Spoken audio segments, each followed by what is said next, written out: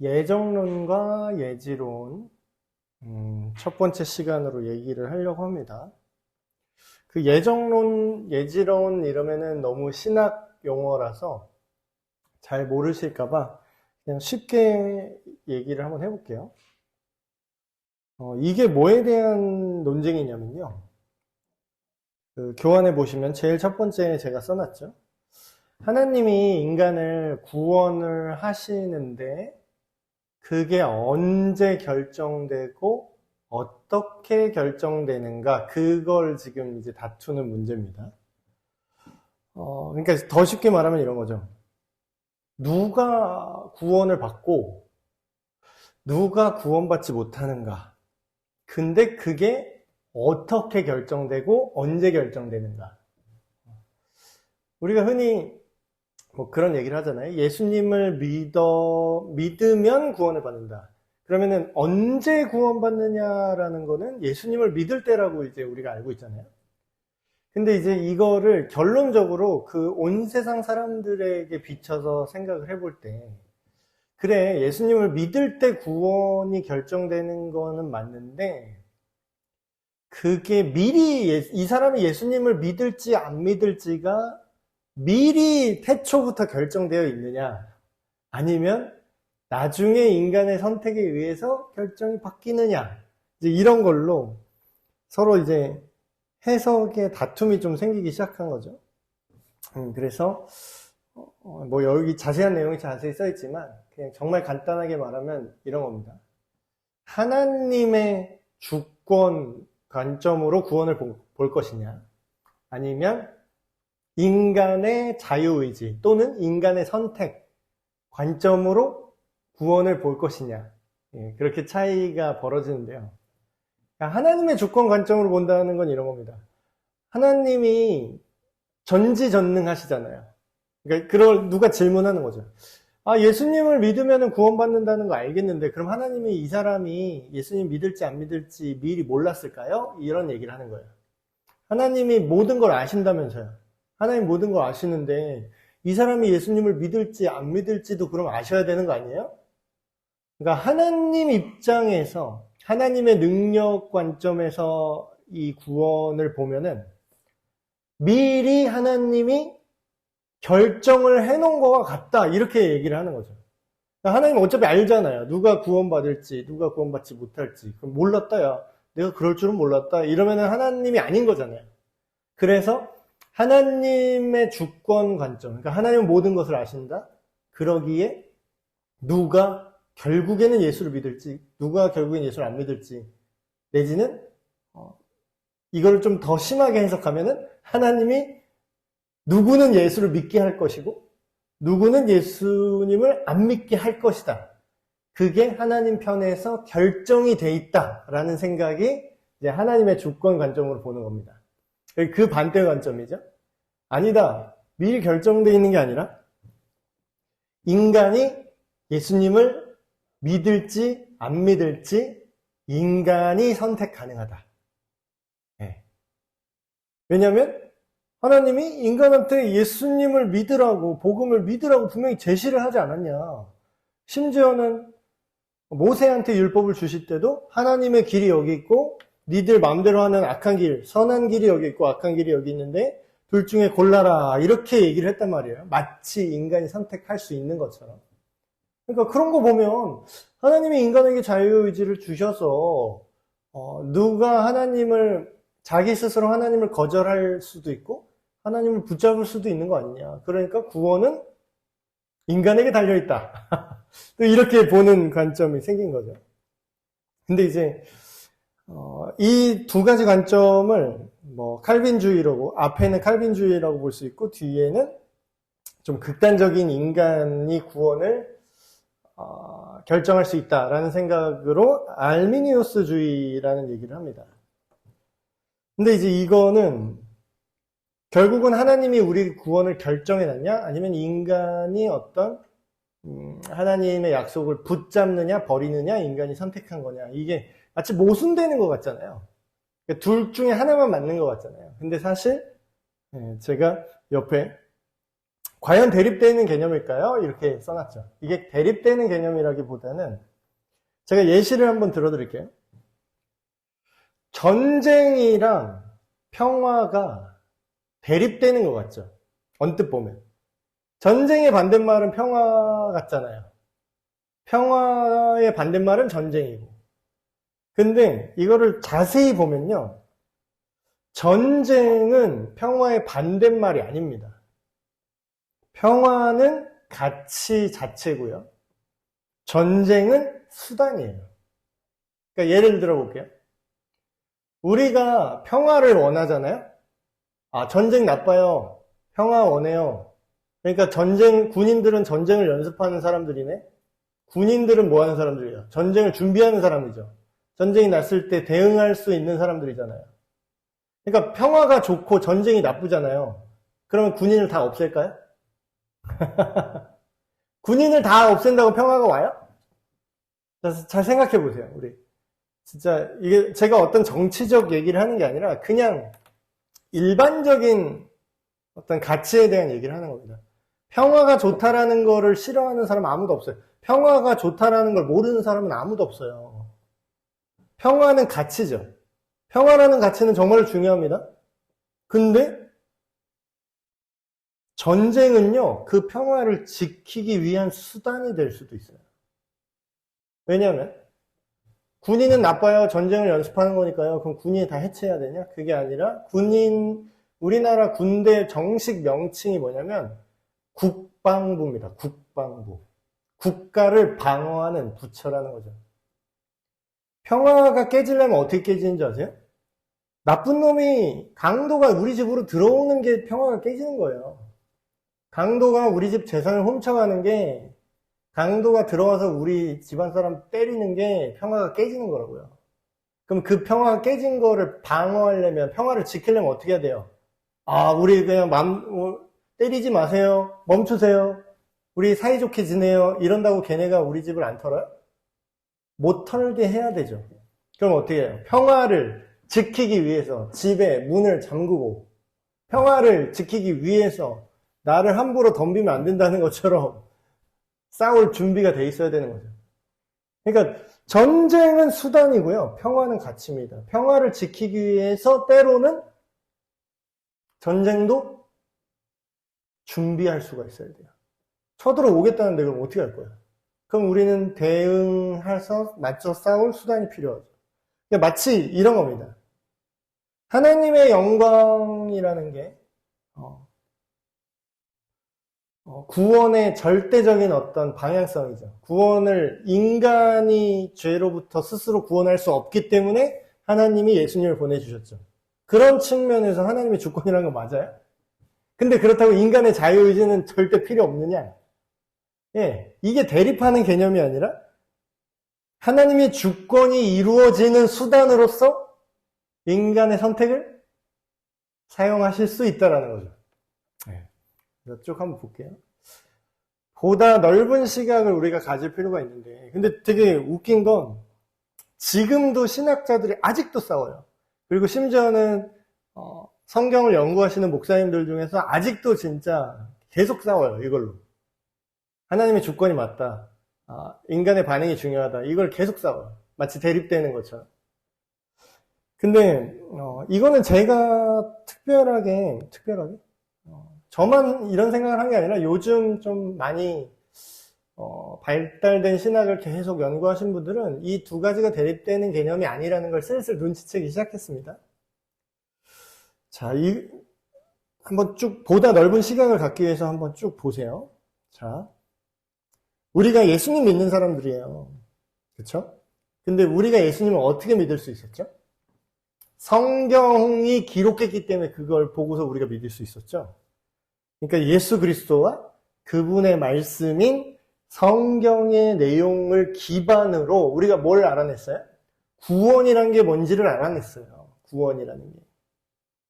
그래서 하나님의 주권적인 사역을 우리가 구원임을 알아차렸는데 그거를 우리가 연구하고 분석을 했어요.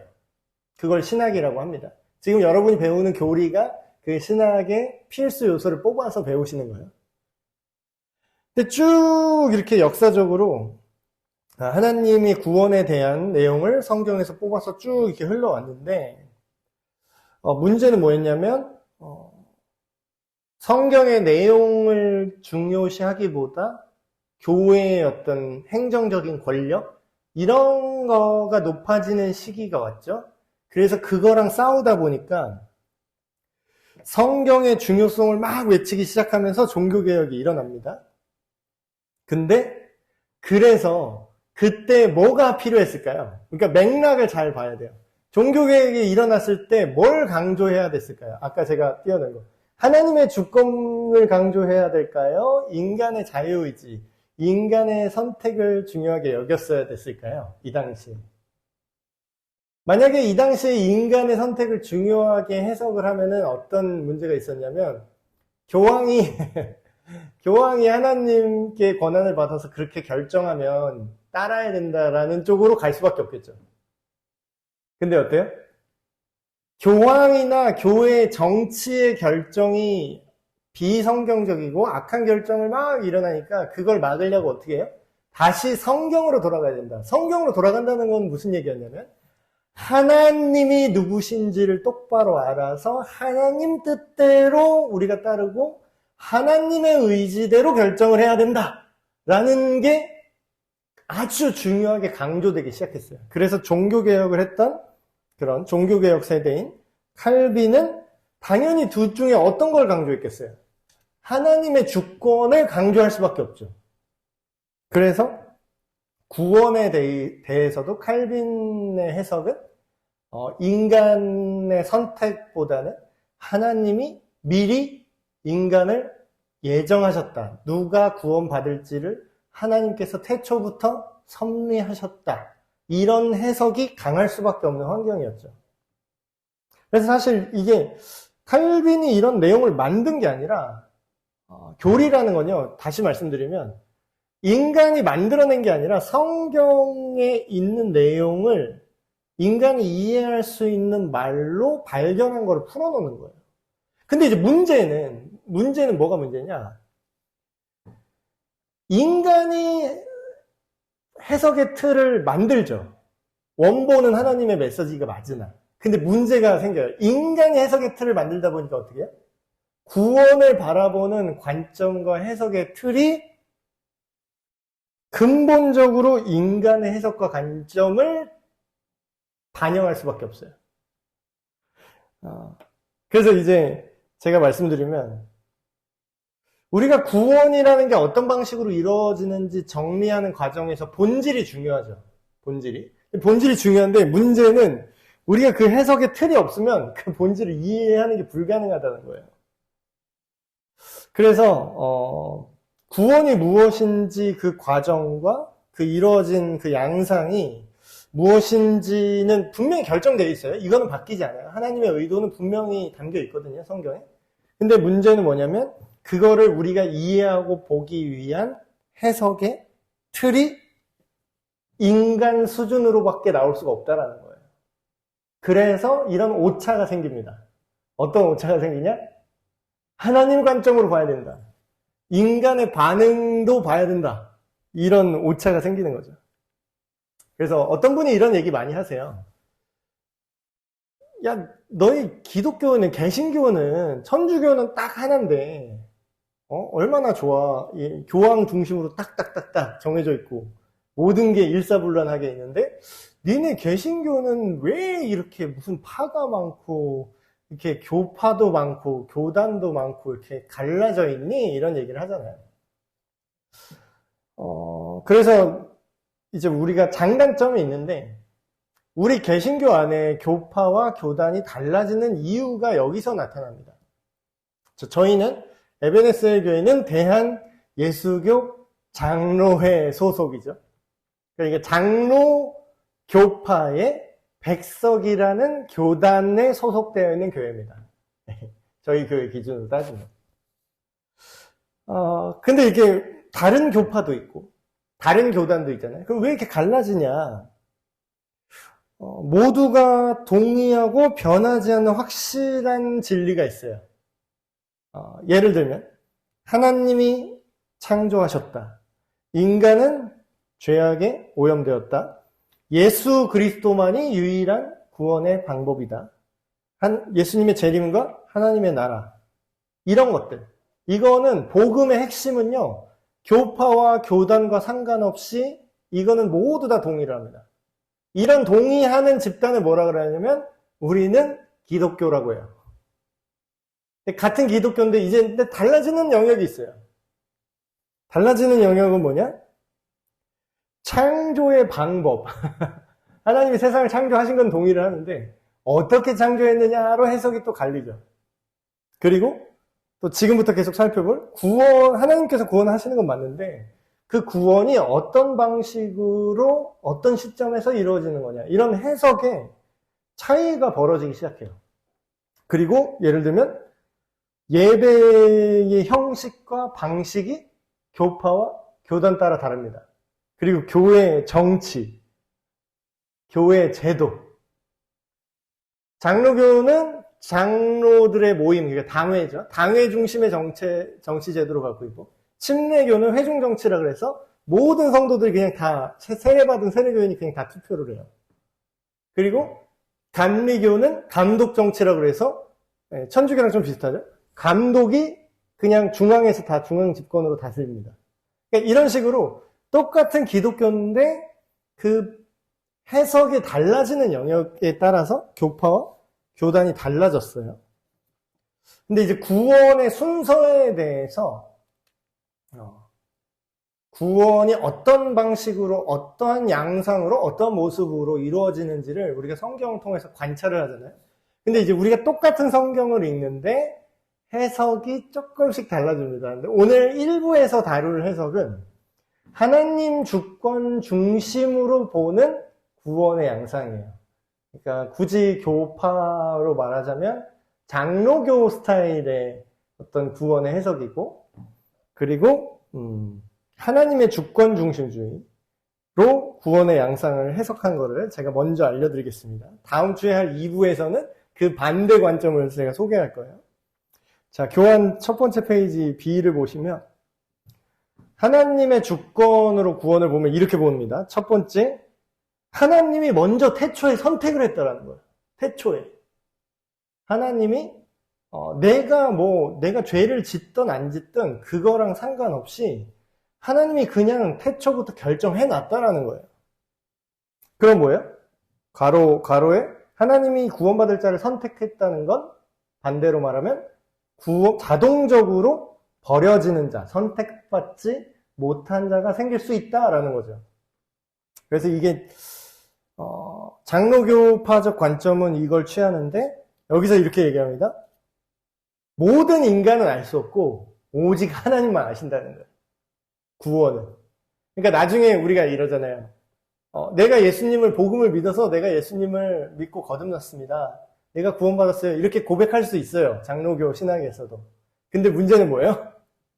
내가 그걸 고백한 거는 뭐다? 태초부터 하나님이 그렇게 선택하셨기 때문에 내가 어느 시점에 예수님을 믿게 된 거다. 이렇게 볼 수 있다는 거죠. 이쪽 관점으로 보면. 두 번째, 하나님이 태초부터 선택했는데 그 다음 과정으로 뭐가 나타나냐?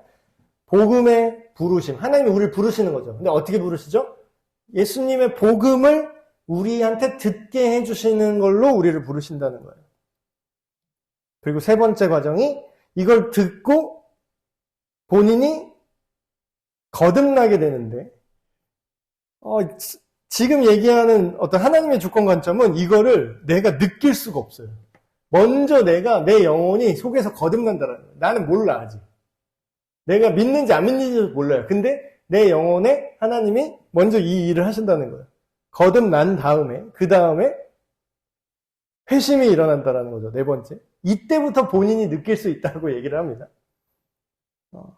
본인이 내적으로 구원받았음을 감지하거나 느낄 수 있는 거는 이번 네 번째 단계 회심, 믿음과 회개의 단계에서 느낄 수 있다고 해요. 그래서 이거는 계속 이렇게 진행되는. 그 다음에 내가 회개하고 믿을 때 어떤 일이 벌어진다? 하나님 관점에서 우리가 더 이상 죄인이 아닌 걸로 의롭다고 여김을 해주시는 사건. 어떤 법적으로 우리가 무죄다. 더 이상 우리는 죄의 처벌을 받지 않는다. 여기서 말하는 죄의 처벌은 지옥의 형벌이죠.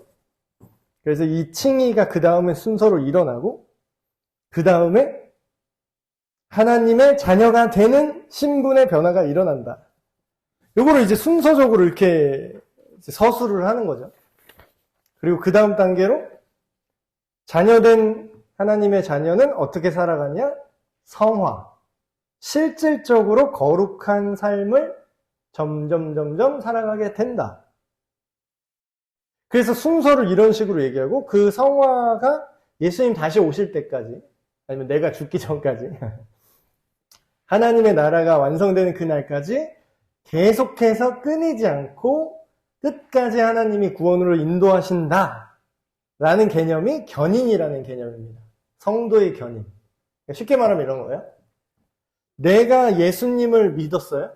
근데 막 누가 이런 사람 있잖아요. 내가 나중에 예수님을 떠나면 어떡하지? 내가 예수님을 부인하면 어떡하지? 그러면 내가 믿었다가 다시 안 믿게 되는 건가? 그러면 나는 지옥 가는 건가? 그래서 혹자는 이런 식으로 표현하기도 합니다. 구원이 취소될 수도 있는가? 이런 식으로 얘기를 해요. 내가 예수님을 믿을 때 구원받았다가 내가 예수님을 안 믿기로 결정을 하면 그럼 구원받았다가 구원이 취소될 수도 있나? 이런 관점으로 이제 얘기를 하는데 그런 것들에 대해서 예수님 안에서 실시간으로 끝까지 우리가 믿음을 버리지 않고 끝까지 믿음 안에 머무르게 하신다라는 개념이 성도의 견인입니다. 그러니까 이건 사실 인간의 노력이 아니라 하나님의 주권 쪽에서 보는 거죠. 하나님이 끝까지 우리를 믿음 안에 머물게 하실 거다라는 확신이죠. 그 다음에 우리가 죽음을 맞이하고 부활한 그 새 몸으로 영화롭게 된다. 이게 이제 칼빈주의, 장로교 신학에서 구원이 이루어지는 방식을 이렇게 설명을 합니다.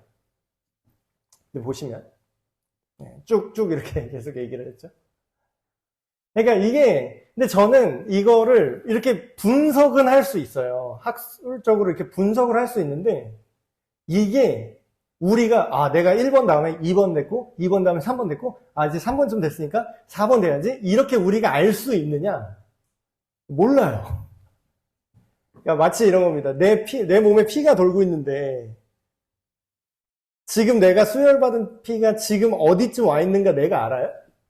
모르죠. 근데 그것만 알아요. 내 몸 안에 어딘가에 있다는 건 알아요. 그리고 내 몸을 돌아가게 하고 내 몸을 살게 한다는 것만 알아요. 그게 구체적으로 어느 위치에 가 있는지는 알 수도 없고 알 필요도 없어요. 그렇죠? 그런 것처럼 이게 구원의 과정에서 구원이 이런 식으로 일어나요. 성경의 그 증거에 의하면 이런 식으로 구원이 이루어지는데 사실 우리가 실제로 예수님 믿는 사람을 거꾸로 이렇게 뒤집어서 생각을 해보면 이걸 분리하는 게 말이 안 돼요. 예를 들어 볼게요. 자, 이렇게 순서대로 번호를 이렇게 딱 매겨놨어요. 내가 예수님을 의식적으로 믿기 시작하는 단계는 4번부터잖아요. 근데 2번, 내가 믿으려면 먼저 복음이 나한테 선포되고 복음이 나한테 오기까지 과정이 있죠. 그걸 내가 알아요? 모른다는 거예요. 그때는 모른다는 거예요. 나중에 지나고 나서 믿고 나서 뒤돌아서 생각하면 2번이 있었던 거지. 그거를 내가 알 수가 없다는 거예요. 그래서 이거를 우리가 분리하는 게 의미가 있냐 이거예요, 내 말은. 그러니까 물론 이런 양상이 있다는 건 알 수 있지만 이거를 어느 단계까지 왔고 어디까지 가야 된다? 그리고 심지어는 우리가 가장 크게 착각하는 게 7번이죠, 성화. 앞에 믿으면 하나님의 자녀가 되고 우리가 의로운 자가 되고 뭐 그런 거는 다 배웠어요. 근데 그걸 똑 잘라서 그 다음에 성화는 별개처럼 마치 다음 단계처럼 우리가 생각을 하는 경우가 많습니다. 믿음은 예수님 믿는 건 중요한데 예수님 닮게 우리가 변화가 되는 건 언젠가는 될 거야. 아니면 알아서 될 거야. 내지는 별로 신경 안 써도 하나님이 알아서 할 거야. 아니요. 성화는 우리가 믿을 때부터 시작해서 구분 안 되게 연결이 되어 있습니다. 그래서 이런 식으로 우리가 나누는 걸로 인해서 득보다는 좀 실이 많아진 게 뭐냐면 아직 저 단계는 안 가도 된다고 생각하는 착각을 하게 된다는 거예요, 사람들이. 근데 실제로 성경을 보면은 예수님은 믿음과 회심과 거듭남과 성령으로 충만함과 성화를 구분하신 적이 없어요. 그냥 다 하나로 연결해서 얘기를 하시거든요. 이거는 되고 이건 안 돼도 돼라고 말하는 식이 없고 이게 다 돼야 된다라고 말씀을 하세요. 그럼에도 불구하고 이 한쪽 관점을 계속해서 좀 볼 필요가 있는데 지금 제가 얘기한 게 칼빈주의 관점, 그러니까 개혁신학이라고 하는 그리고 장로교적인 구원의 관점이죠. 그래서 다른 말로 하면 예정론이라고 합니다. 이거를 예정론. 왜 예정론이냐? 하나님이 주권적으로 미리 결정해 놓으셨다라는 거예요. 누가 구원받을지를. 그래서 이제 예정론이라고 부르는데. 그래서 칼빈주의 5대 강령 그래가지고 저항할 수 없는 은혜, 전적 타락, 성도의 견인 쭉쭉 막 있어요. 근데 이제 저는 장로교 목사인데도 그게 별로 그거를 막 외워야 된다는 생각을 못할 정도로 그 각각이 무슨 내용인지는 알죠. 근데 그거를 막 무슨 신조처럼 외우시는 분들이 있어요. 근데 저는 그게 오히려 우리의 생각을 되게 굳어지게 한다고 느끼거든요. 그러니까 예를 한번 들어볼게요. 제가 어렸을 때 수영을 배웠거든요. 수영을 배웠는데 수영을 배울 때 손 동작과 발 동작과 몸 동작이 있어요. 그래서 처음 배울 때는 몸을 쭉 펴서 물에 뜨는 것부터 합니다. 그럼 물에 이렇게 떠 있잖아요. 그 다음에 발을 이렇게 치면서 손을 이렇게 물을 이제 긁는 거죠. 긁어서 목을 돌려서 물 밖으로 숨을 쉬고 다시 손을 집어넣고 다음 손을 돌리고 이게 구분 동작으로 배워요. 처음에 배울 때 구분 동작. 피고 제끼고 얼굴 돌리고 숨 쉬어 다시 집어넣고 제끼고 팔 빼고 제끼고 숨 쉬어. 이걸 구분 동작으로 배우거든요. 실제로 수영할 때 이렇게 구분하면 물에 빠져 죽습니다. 실제로 수영할 때는 생각을 하면 안 돼요. 그냥 자동으로 이게 동시에 다 돼야 됩니다. 동시에 그냥 생각을 하면 안 돼요. 이게 나눠져 있다는 생각조차 하면 안 돼요. 그냥 이건 하나예요. 하나의 동작이고 하나의 움직임입니다. 그걸 그냥 동시에 하는 것 뿐이에요. 동시에. 그러면 우리는 물속에서 앞으로 나가고 숨을 쉴 수 있죠. 구원도 마찬가지입니다. 지금 이거를 구분 동작으로 하나씩 분석을 하긴 했어요. 하나님의 구원이 이런 식으로 이루어진다는 걸 분석해서 뽑아낸 것 자체는 나쁜 게 아니에요. 근데 우리가 그 구원을 받아들이고 그 구원받은 삶을 살아갈 때 마치 이 동작이 따로 있는 것처럼 바보같이 기계적으로 생각을 한다는 거죠. 그래서 예정론 관점이 틀렸다고 볼 수 있나요? 맞아요. 맞다니까요. 저 장로교 목사고 이 칼빈의 그 5가지 그 5대 강령을 부정하는 게 아닙니다. 부정하는 게 아니에요. 이게 약간 그 예수님의 말씀이랑 좀 비슷한데 예수님이 율법을 부정했나요? 율법을 부정한 게 아니에요. 부정한 게 아니라 원래 그 자리에 맞도록 완성하신 거죠. 그래서 하나님의 주권의 관점으로 봤을 때 칼빈의 5대 강령이 맞게 보이는 것도 맞습니다. 그게 틀렸다라는 게 아니에요. 근데 그건 어디에 한정이냐? 그쪽 관점으로만 봤을 때만 맞는 얘기예요. 구분 동작으로 봤을 때만 맞는 말이라고요. 그 근거에 대해서 이렇게 막 얘기를 하고 있습니다. 하나님이 주권적으로 선택하신 게 맞다. 그 근거가 성경에 이렇게 나와 있어요. 이방인들이 듣고 기뻐하여 하나님의 말씀을 찬송하며 영생을 주시기로 작정된 자는 다 믿더라. 뭐예요? 바울도 알고 있잖아요. 하나님이 태초부터 구원받을 자를 결정하셨다는 사실을 알고 있네요. 성경에 써있죠. 또 다른 성경에서 로마서 그 자식들이 아직 나지도 아니하고 무슨 선이나 악을 행하지 않은 인간의 선택이 중요한 게 아니라고 얘기하잖아요. 그 사람이 선을 택하고 악을 택하고랑 상관없이 뭐라 그래요? 선이나 악을 행하지 아니한 때에 뭐라고요? 택하심을 따라 되는 하나님의 뜻이 행위로 말미암지 않고 오직 누구로 말미암는다고요? 부르시는 이로.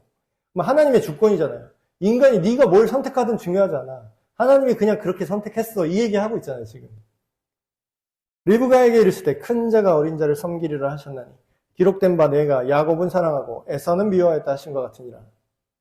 그런즉 어떠하냐? 이스라엘이 구하는 그것을 얻지 못하고 오직 택하심을 입은 자가 얻었고 그 남은 자들은 우둔하여졌느니라. 그러니까 택하심에 대한 얘기가 성경 전반에서 정말 많이 나오죠. 근데 그게 맞습니다. 왜냐하면 하나님의 주권의 관점으로 보면은 이 말이 맞죠. 근데 아까 제가 전쟁과 평화 예시를 든 걸 다시 한번 기억해 주세요. 그러면 주권, 하나님의 주권이 중요하니까 인간의 그 어떤 선택이나 반응은 필요 없는 거냐?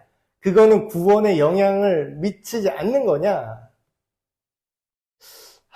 이게 말이 좀 애매한데 이렇게 비유하면은 비슷한 것 같아요. 그럼 전쟁을 하면은 우리는 평화를 누릴 수 없는 거냐? 이거랑 똑같은 거예요.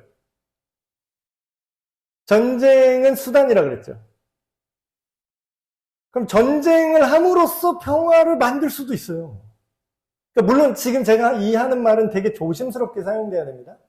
많은 전쟁광들이 자기가 평화를 위해서 전쟁을 한다고 하고 전쟁을 시작하긴 해요. 근데 실질적으로 평화가 이루어지는 거는 지금 이제 우리 인간의 삶의 한정에서 얘기하는 겁니다. 진짜 하나님의 나라는 모든 전쟁을 다 패할 거라고 하나님의 권능으로 그걸 모든 걸 다 누를 수 있지만 지금 인간이 사는 세상 속에서는 죄와 악을 가만히 냅두면 어떻게 돼요? 가만히 냅두면 평화로워져요? CCTV 다 없애볼까요? 교회 문 다 항상 열고 다녀볼까요? 여기 누가 안 훔쳐가나? 실질적으로는 어떻게 해야 돼? 지금 이 악한 세상에서 어떻게 해야 되죠? 평화를 지키려면 방어를 해야 됩니다. 그런 것처럼 하나님의 주권으로 모든 구원이 이루어지는 거 맞아요? 맞아요. 맞습니다. 저기 예정론이 틀렸다는 얘기를 하는 게 예정론이 맞는데 그 예정론이 맞는 거랑 하나님의 주권이 미리 선택하심이 맞는 거랑 인간의 선택이 의미 없는 거랑은 상관이 없어요. 여전히 뭐예요? 하나님은 우리에게 예수님을 믿을지 안 믿을지 느낄 수 있는 자유의지를 주셨다라는 거예요.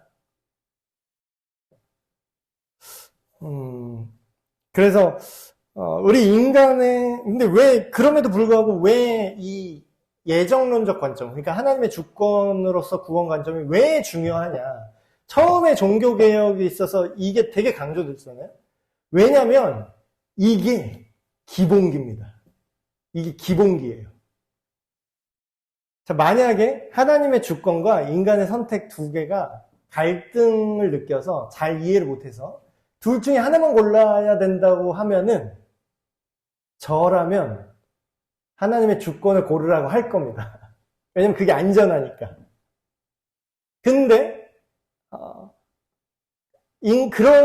그게 그게 안전하다고 해서 인간의 하나님에 대한 반응과 복음에 대한 어떤 인간의 뭐랄까요? 그 선택, 반응? 그거를 버리기에는 성경 전체가 이야기하고 있는 하나님이 인간에게 주신 그 자유의지에 대한 내용이 너무 많이 나와요. 말도 안 되게 많이 나와요. 그래서 다음 주 2부에서는요, 이 두 가지를 좀 비교를 해보려고 합니다.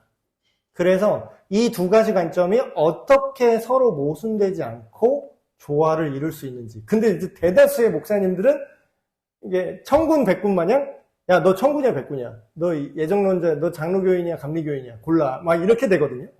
근데 사실 그게 이런 어떤 깊이 있는 전체적인 뷰가 없을 때의 초기의 신학과 교리의 해석으로는 그 말이 맞는데 하나님의 말씀이 새롭게 변한 게 아니에요. 하나님의 말씀은 그때나 지금이나 똑같습니다.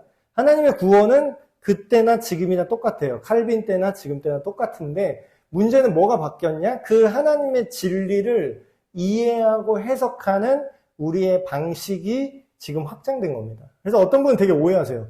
목사님, 그러면 시대가 바뀌면 신학도 발달하고 바뀌면 또 교리가 바뀌겠네요. 네, 그런 뜻이 아니에요.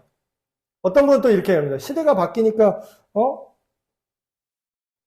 옛날에는 뭐 노예제도 있었는데 이제 노예제도 폐지되는 거냐면 성경도 이렇게 계속 바뀌겠네요. 그런 뜻으로 이해할 수는 없고요. 왜냐하면 변하지 않는 선명한 기준이 있고 우리가 변한 것처럼 느껴지는 건 뭐냐면 기존의 진리를 바라보는 관점의 다양화를 만든 거죠. 그러니까 바뀐 게 아니에요. 제가 예를 들어서 예정론은 틀렸고 예지론은 맞습니다. 이러면 오히려 되게 이단적인 발언이 될 수 있겠죠. 그리고 그 반대로 뭐 예정론만 맞고 예지론은 무조건 틀렸습니다. 이렇게 말하면 성경의 반을 버려야 돼요. 그럼 인간이 선택하라고 모든 사람이 나 여호와는 모든 사람이 나 알기를 원한다, 구원받기를 원한다 했던 구절은 버려야 돼요. 우리가 그 말이 모순이 되거든요. 왜냐하면 하나님이 구원받기를 결정하고 구원 버릴 애들도 그럼 하나님 결정하는데 그러면 모든 사람이 구원받기를 원하진 않은 거잖아요. 그럼 하나님이 거짓말을 한 게 되잖아요. 그러니까 성경을 우리가 전체적으로 이해할 때 이 두 가지 관점이 분명히 공존하고 있고 그렇다는 얘기는 이 둘 중에 하나를 고를 게 아니라 이 두 가지가 분명히 조화를 이루는 관점으로 존재한다라는 걸 후대의 신학자들이 발견해낸 거죠. 마치 루터가 로마서를 읽으면서 카톨릭 속에 있어서 교황제 속에 있어서 못 보다가 갑자기 그 로마서를 다시 보면서 믿음으로 의롭게 되는구나. 교황의 결정이 아닌 교회의 권위가 아닌 미사를 많이 드리고 고해성사를 많이 하고 내 죄를 고행으로 씻어서 구원받는 게 아니라 성경을 다시 제대로 보니까 믿음으로 구원받는다는 걸 알아낸 것처럼 언제나 그 자리에 있는데 우리가 보지 못하고 놓쳤던 것들이 있다라는 거예요. 그게 새롭게 발견되는 거지 없던 거를 새로운 진리를 만들어내는 사이비 종교를 만들어내는 거랑은 차이가 있는 겁니다. 그래서 오늘 하나님의 주권 관점, 예정론에 대해서 먼저 이렇게 쭉 봤는데 이게 왜 중요하냐면 단순히 이게 목사님 그 어려운 뭐 교리 노름 이런 거 몰라도 되지 않아요? 이렇게 생각할 수 있는데 쉽게 생각하면 이런 겁니다. 이게 왜 중요하냐면 이거에 대해서 우리가 정리가 안 되잖아요? 그러면 하나님은 뭔가 모순적인 하나님이 됩니다. 그러니까 하나님을 믿기 힘들어져요. 이걸 이해하지 못하면. 자, 예를 들어 볼게요. 예정론 관점만 갖고 있으면 어떻게 되냐면 하나님은 누군가에게 기회도 주지 않고 다 지옥에 보내는 그런 하나님이 됩니다. 그래서 진노를 쏟을 그릇처럼, 그러니까 로마서를 잘못 해석하는 거죠. 진노를 쏟아버릴 그릇으로 그냥 처음부터 그렇게 지었다는 거예요. 예를 들면은 가룟 유다는 그렇게 예수님 팔기로 그 배역으로 그냥 악역으로 처음부터 하나님 캐스팅을 한 거야. 그 결정을 해놓은 거야. 그럼 유다는 무슨 죄야? 유다는 무슨 죄예요? 그렇게 따지면. 현대 사람들이 하나님의 성품에 대해서 오해할 수 있지 않을까요? 그리고 반대 극단은 인간이 예수님을 믿어서 구원받은 거예요. 너무 인간 쪽을 강조하면 뭐가 문제가 되냐면 나중에 구원의 방법도 인간이 믿었기 때문에 구원받는다. 이렇게 변질될 수가 있습니다. 그러면 뭐예요? 아주 나쁜 습성이 있죠. 우리 안에 원죄가 있잖아요. 그 습성의 본질이 뭔지 아세요? 하나님 역할을 내가 대신하고 싶어하는 그 모든 인간의 악한 속성이 있죠. 그럼 뭐예요? 구원도 뭐예요? 내가 예수를 믿었기 때문에 구원받은 거야. 이런 헛소리가 나올 수가 있어요. 그래서 이제 그런 양쪽의 관점을 전인격적으로 이 두 개가 분리되지 않고 잘 이해시키는 거는요. 우리가 예수님을 믿고 하나님을 믿고 우리가 구원받는 존재라는 거를 이해하는데 정말로 필수적입니다. 근데 나아가서는 어떤 실질적인 유익이 있냐면 우리가 특정 교파 속에 속해 있죠. 우린 장로교회 소속입니다. 그럼 예정론 관점으로 우리가 구원을 보는 거긴 해요. 근데 교회의 연합에도 도움이 됩니다. 이러면. 우리가 교회 정치 제도가 다르고 성경의 해석이 부분적으로 달라서 장로교회가 있고 감리교회가 있고 순복음이 있고 강조점이 다르니까 다르죠. 근데 다른지만 우리가 교회에서 그토록 강조하는 게 있잖아요. 우리가 서로 달라도 마치 혓바닥이 팔꿈치에 닿을 수 없는 것처럼 그래도 결국 뭐다? 한 몸이다라는 인식을 하잖아요. 우리가 몸된 교회를 세우자. 한 교회에서만 그 얘기하죠. 근데 그게 교파별로도 가능하다는 거예요. 장로교가 갖고 있는 그 관점 속에서 하나님이 역사 속에서 쓰셨던 게 있고 그걸로 인해서 거기서 놓치고 있었던 어떤 관점에 대해서 감리교를 일으키시면서 거기서 우리가 보지 못했던 하나님의 어떤 면모를 그 교파적 해석을 통해서 우리가 볼 수 있어요. 그게 촘촘히 이렇게 쌓여서 초교파의 장점이죠. 저는 원래 초교파 출신인데 진정한 초교파의 장점은 모든 관점을 통합적으로 보면서 그 안에서 본질을 추출해내고 더 유연해지고 교회의 연합을 가능하게 한다는 거죠. 근데 이제 단점은 공부를 제대로 안 할 경우 죽도 밥도 안 된다. 너는 뭐 장로교도 아니고 감리교도 아니고 뭐 잡탕이야 이렇게 되는 거죠. 그래서 오늘 예지와 예정에 대해서 구원에 대한 구원을 바라보는 관점에 대해서 우리가 하나님의 주권 쪽에 강조점을 둔 예지론을 먼저 이렇게 봤는데요. 이걸 통해서 하나님에 대해서 어떤 구원에 대해서 우리의 오해가 풀리고 나아가서는 다른 교회들, 다른 교파들, 다른 교단들에 대해서 우리가 그들을 이해하고 함께 하나 될 수 있는 그런 귀한 시간이 됐으면 좋겠습니다. 네, 오늘 기도하고 마치겠습니다. 하나님 아버지, 우리가 성경 말씀을 통하여서 우리를 향하신 하나님의 놀라운 구원이 어떻게 어떤 양상으로 이루어지는지를 우리가 짧게 나눠봤습니다. 우리가 이러한 여러 가지 차이가 있고 다른 생각들이 있지만 그 모든 것이 합력하여 하나가 되어 선을 이루게 하심에 감사를 드립니다. 우리가 이것을 하나님이 주신 지혜로 온전히 분별함으로 우리가 독립되고 떨어져 나가서 분열되고 이런 것이 아닌 하나님 안에서 사랑으로 하나 되고 서로의 장점을 하나로 모아서 주님의 몸된 교회와 하나님의 나라를 세울 수 있는 우리 모두가 되게 하여 주시옵소서. 우리 주 예수 그리스도의 이름으로 기도합니다. 아멘. 네, 마쳤습니다.